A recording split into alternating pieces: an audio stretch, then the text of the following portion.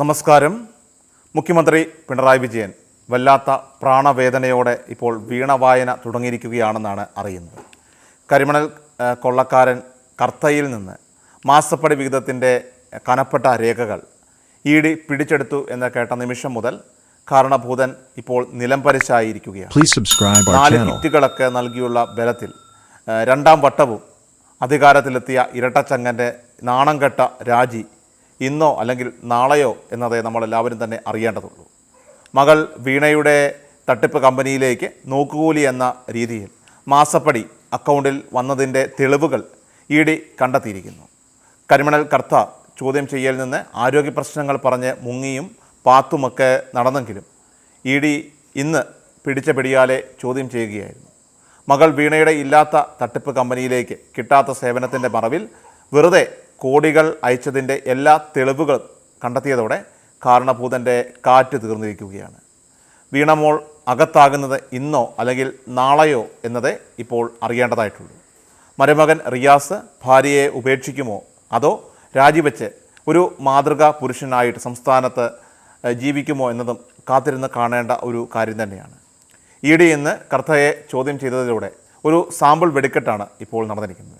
മകൾ വീണ വിജയനെ അറസ്റ്റ് ചെയ്തുകൊണ്ട് നാളെ ബാക്കി വെടിക്കെട്ട് കേരളം കാണുമെന്ന് ഏറെക്കുറെ ഇപ്പോൾ തീരുമാനമായിരിക്കുകയാണ്. 26-ാം തീയതി ലോക്സഭാ ഇലക്ഷന് മുൻപ് ഇരട്ടച്ചങ്കൻ കേരളം കണ്ട ഏറ്റവും വലിയ അഴിമതിക്കാരൻ എന്ന ഖ്യാതിയോടുകൂടി രാജിവെക്കും. കേരളത്തിൽ LDFിൻ്റെയും CPMൻ്റെയും അടിത്തറ മാന്തുന്ന ഒരു തെരഞ്ഞെടുപ്പായിട്ട് ഇത് മാറുകയാണ്. വായിൽ വെള്ളമൊഴിച്ച് വെറുതെ ആകാശത്തേക്ക് വെടിവെക്കും വിധം ഇത്തരത്തിൽ പൊട്ടത്തരം പ്രസംഗിക്കുന്ന വൃന്ദയും കാരാട്ടും അതുപോലെ തന്നെ യെച്ചൂരിയും നാണം കെട്ട് അടുത്ത വണ്ടി കയറി ഡൽഹിയിലേക്ക് മടങ്ങുന്ന ഒരു സാഹചര്യമുണ്ട്. പിണറായി വിജയൻ്റെ വായ്ത്താരി കേൾക്കാനും അത് വെള്ളം തൊടാതെ അങ്ങ് വിഴുങ്ങാനും വായിൽ നോക്കി നിൽക്കുന്ന വിവരദോഷി സഖാക്കളുടെ ഗതികേട് ഓർക്കുമ്പോഴാണ് കേരളം ഇപ്പോൾ ലജ്ജിക്കുന്നത്. കട്ടുകൊണ്ട കേരളം മുന്നോട്ട് എന്ന മട്ടിൽ പിണറായി വിജയൻ ഈ തെരഞ്ഞെടുപ്പ് പ്രചരണം ഇപ്പോൾ നടത്തുകയാണ്.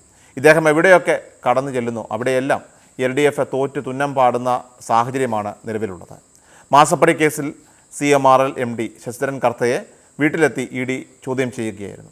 ആലുവയിലെ വീട്ടിലെത്തി നേരിട്ടെത്തിയാണ് ഇഡി ഉദ്യോഗസ്ഥർ കർത്തയെ 1.5 മണിക്കൂറോളം ചോദ്യം ചെയ്തത്. കരിമണൽ കൊള്ളയിൽ പങ്കുള്ള ഉദ്യോഗസ്ഥരെ ചോദ്യം ചെയ്യുന്ന വേളയിൽ തന്നെ കർത്തയെ ചോദ്യം ചെയ്യാൻ ഇഡി നേരത്തെ നോട്ടീസ് നൽകിയിരുന്നുവെങ്കിലും അദ്ദേഹം വഴങ്ങിയിരുന്നില്ല.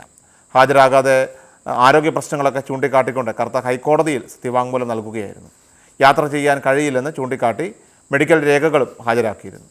മുഖ്യമന്ത്രിയുടെ മകൾ വീണ വിജയൻ്റെ എക്സാലോജിക് കമ്പനിയുമായിട്ട് ബന്ധപ്പെട്ട സാമ്പത്തിക ഇടപാടുമായിട്ട് ബന്ധപ്പെട്ടാണ് ചോദ്യം ചെയ്യൽ എന്നിരിക്കെ അകത്ത് പോകുമെന്ന തിരിച്ചറിവ് കർത്തയ്ക്കും അതുപോലെ തന്നെ കാരണഭൂതനും വിവരമുള്ള കുറേ കമ്മ്യൂണിസ്റ്റുകൾക്കും മുൻപ് തന്നെ മനസ്സിലായിട്ടുണ്ട്.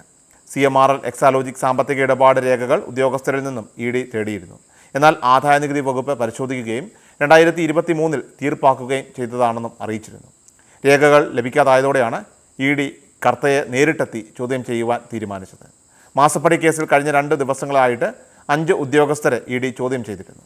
മുഖ്യമന്ത്രി പിണറായി വിജയൻ്റെ മകൾ വീണയുടെ കമ്പനിയായിട്ടുള്ള എക്സാലോജിക്കിന് CMRL പണം നൽകിയിട്ടുണ്ടെന്നും എന്നാൽ അത് എന്ത് സേവനത്തിൻ്റെ പേരിലാണെന്ന് അറിയില്ലെന്നുമാണ് ഉദ്യോഗസ്ഥർ മൊഴി നൽകിയത്.